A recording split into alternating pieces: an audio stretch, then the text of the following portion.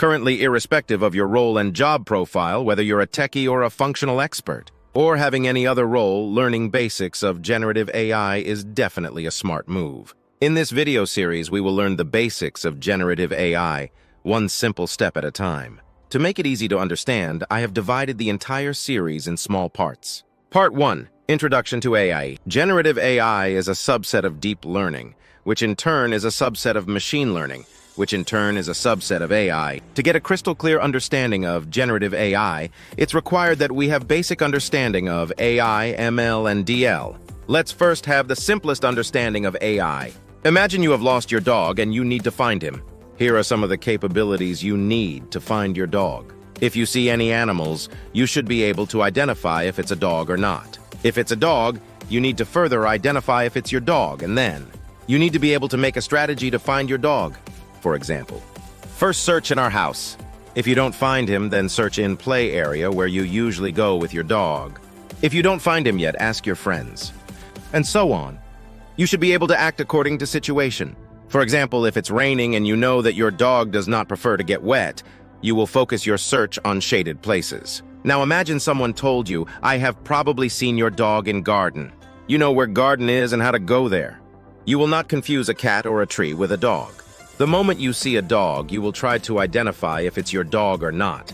You could search your dog because you have all these intelligences. What if somehow we could give all these intelligence to a robot so that next time you lose your dog, your robot could find him? Imagine the robot can move and capture videos, but that's not enough. To find your dog, we need to enable this robot to think like you and act like you. This is artificial intelligence, AI, human-like intelligence created in a robot or a machine or computer by human. Now let me give you the real-life examples of AI. Virtual assistants such as Siri or Alexa uses AI to understand our questions and commands. They can answer questions, play your favorite tunes, and even control your smart home devices.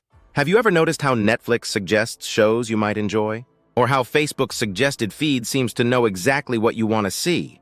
That's AI at play. Netflix usages AI to analyze your watching habits to offer personalized recommendations. Similarly, other social media platforms use AI to personalize your experience, showing you content that matches your interests, and same goes for online shopping.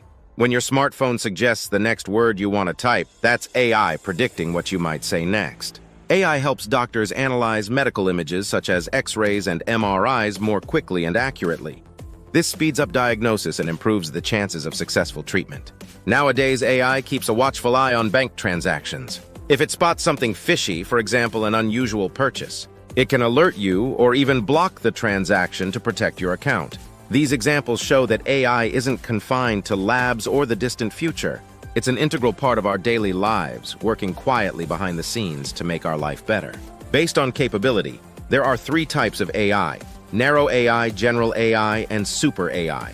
Narrow AI, also known as weak AI, refers to artificial intelligence systems that are designed and trained for a specific task or a narrow set of tasks. Have you seen a computer playing chess? That's narrow AI at work. It's superb in playing chess, but won't be as good at, say, translating or in speech recognition. Another good example of narrow AI virtual assistants such as Siri or Alexa. Siri, Alexa is good in speech recognition, but operates with a limited predefined range of functions.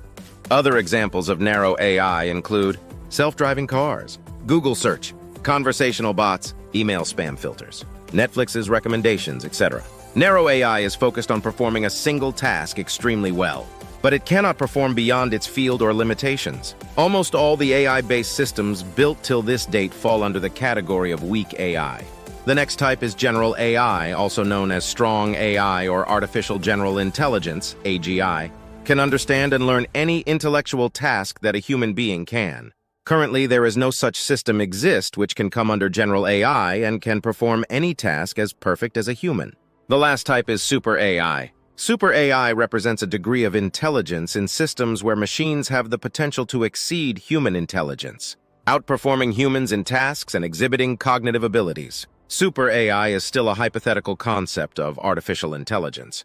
We have only seen super AI systems characters in movies such as I, Robot, Terminator, The Matrix, Blade Runner, etc. If you have any query, please let me know in comments. And don't forget to hit the like button and subscribe my channel.